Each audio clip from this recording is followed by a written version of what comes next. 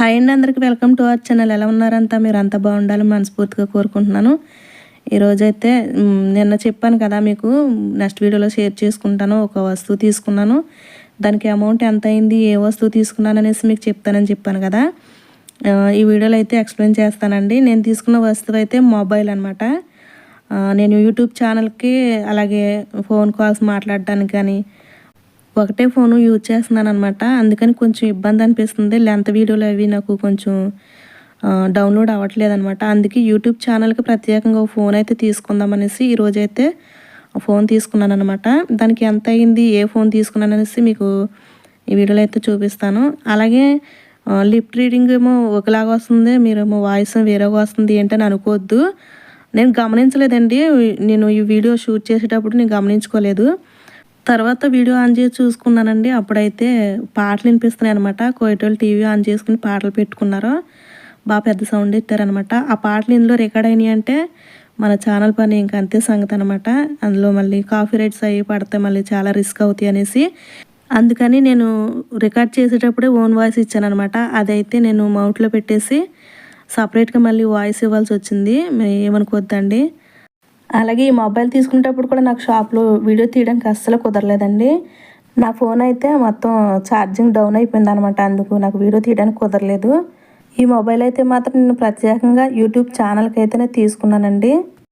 అందుకని ఫోన్ ఇంకా అక్కడే ఓపెన్ చేసేసి మెయిల్ కానీ ఇంకా పాస్వర్డ్ కానీ ఇంకా ఛానల్ సంబంధించిన మొత్తం కూడా అందులోకి ట్రాన్స్ఫర్ చేయించేసాను అనమాట. మళ్ళీ ఇంటికి వచ్చిన తర్వాత మనకు తెలియదు కదా, అది ఇంగ్లీష్ బాగా తెలిసి ఉండాలి, ఫోన్ గురించి తెలిసి ఉండాలి. నాకైతే తెలియదు కాబట్టి ఇంకా అక్కడే చేయించేసాను మొత్తం. మళ్ళీ ఏదైనా రిస్క్ అయినా మళ్ళీ మనకే పొరపాటు జరుగుద్ది అనేసి.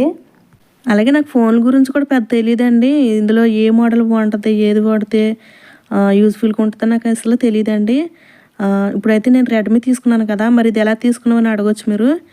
అలాగే ఇది వచ్చేసి రెడ్మీ అనమాట. రెడ్మీ తిరగేసి కనపడుతుంది కదా మీకు, కెమెరా ప్రాబ్లం అండి, అది రివర్స్లో కనపడుతుంది.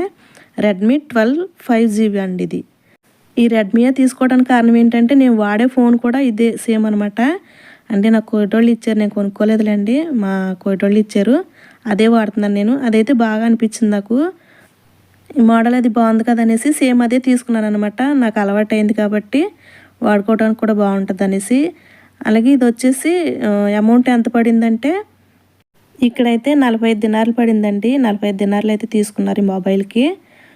45 దినార్లు అంటే మన ఇండియా డబ్బులు అయితే 12,000 పడిందండి. ఇక్కడ 45 దినార్లో అదే మనం ఇంటి దగ్గర డబ్బులు లెక్క వేసుకుంటే మన ఇండియాలో అయితే 12,000 లెక్క వచ్చిందనమాట. ఇదే సేమ్ ఫోన్ అయితే మన ఇండియాలో కొనాలంటే దగ్గరికి 14,000 15,000 ఉందంటండి. మీకు ఎవరికైనా తెలిస్తే నాకు కామెంట్ చేయండి. నేను తెలిసిన వాళ్ళని అడిగితే 14,000 15,000 ఉంటుంది అనేసి అన్నారు. ఫోన్ కొనాలంటే మన ఇండియా మీద ఇక్కడే బెటర్ అనుకుంటున్నానండి నేను. మన ఇండియాలో అయితే ఎక్కువ రేటు, ఇక్కడే కొంచెం తక్కువ అనమాట. ఎవరైనా షాప్కి వెళ్ళేటప్పుడు కూడా ఇక్కడే కొనుక్కుని పట్టుకెళ్తారు. నేను ఫస్ట్ షాప్కి వెళ్ళేటప్పుడు కూడా 5 ఫోన్లు ఎన్నో కొనుక్కుని పట్టుకెళ్ళాను అనమాట. ఇక్కడే కొంచెం తక్కువ రేట్ అనిపిస్తుంది. ఫోన్ అయితే చూపిస్తున్నాను కదండి, ఎలాగైతే ఉందో నాకైతే చాలా బాగా నచ్చింది. మీరేమంటారు కూడా నాకు కామెంట్ చేయండి. అలాగే కొంతమంది అనుకోవచ్చు, ఏంటక్క అంత తక్కువ రేటు తీసుకున్నావు, మంచి ఫోన్ తీసుకోపోయావా, ఎక్కువ రేట్ ఎట్టనేసి. అది నాకేం తక్కువ రేట్ కదండి, చాలా ఎక్కువే. నాకు ఇప్పుడున్న నేనున్న పరిస్థితులు బట్టి నాకైతే చాలా ఎక్కువ ఇది. మన ఇంటి దగ్గర 12,000 అంటే చిన్న అమౌంట్ కదండి, చాలా పెద్ద అమౌంట్ నా వరకు అయితేనే. ఎందుకంటే చాలామంది ఐఫోన్ తీసుకున్నాను, ఇంత రేట్ అయింది, అంత రేట్ అయింది, ఇంత డబ్బులు పెట్టాను, అంత డబ్బులు పెట్టి బోల్డ్ డబ్బులు పెట్టి తీసుకుంటున్నారు కదా. అలాగని ఒకవేళ మీరు తక్కువ రేట్ అనుకోవచ్చు. నాకైతే నేనున్న పరిస్థితుల్లో నాకు చాలా చాలా ఎక్కువ అండి ఇది అమౌంట్. అయినా మనకి ఎందుకండి అంతంత పెద్ద పెద్ద రేట్లు పెట్టి తీసుకోవటం అని నాకు అనిపిస్తుంది మరి. అలాగే మీరు చెప్తే నమ్మరు కానీ నేను ఇంటి దగ్గర అయితే అసలు ఫోనే వాడలేదండి. నాకు ఒక ఫోన్ అంటూ లేదు.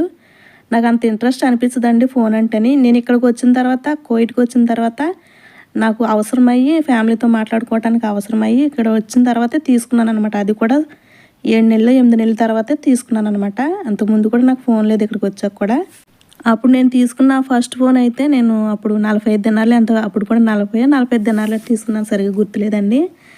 అదైతే కొంచెం రిపేర్ అయిన తర్వాత నేను కొద్ది రోజులు ఫోనే వాడలేదనమాట. మీరు నంబర్ నేను చెప్తేని తర్వాత అది రిపేర్ వచ్చింది అనేసి మా మా కోయటోళ్ళు అయితే ఐఫోన్ ఇచ్చారండి నాకు.